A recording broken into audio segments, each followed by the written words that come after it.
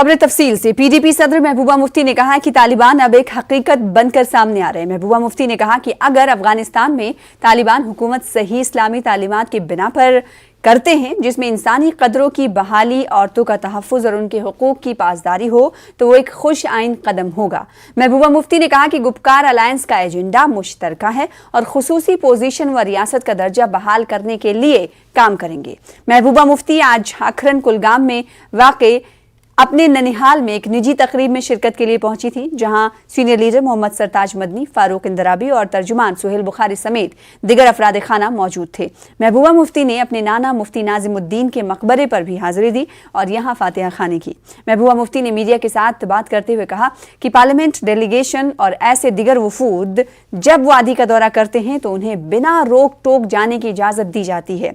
BDC व दिगर सियासी लीडरान का काफिला तंग किया जाता है। मैं ये समझती हूँ कि तालिबान एक हकीकत बन के सामने आ रहा है और उनको चाहिए कि जो उनकी जो पहली बारी में उनकी जो इमेज बनी है वो बहुत ही इंसानों के खिलाफ थी, ह्यूमैनिटेरियन राइट्स के खिलाफ थी।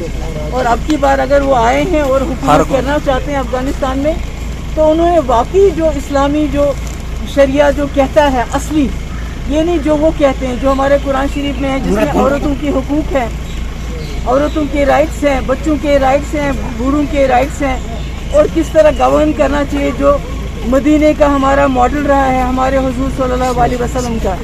तो अगर वो वाकई उस पर अमल करना चाहते हैं तो मुझे लगता है वो दुनिया के लिए एक मिसाल बन सकते हैं, अगर वो उस पर अमल करेंगे।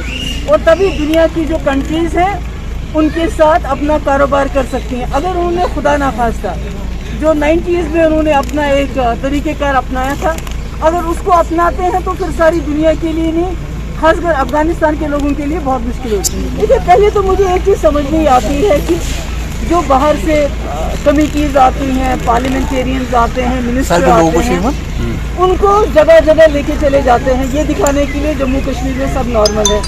जब हम जैसे लोग और या खासकर जो बीडीसी मेंबर हैं जो पिछले 9 महीने से उनको बंद किया हुआ है और उनको कहते हैं अगर आप बाहर जाओगी तो आपको खतरा है, पहले तो मुझे ये बात समझ नहीं आती है।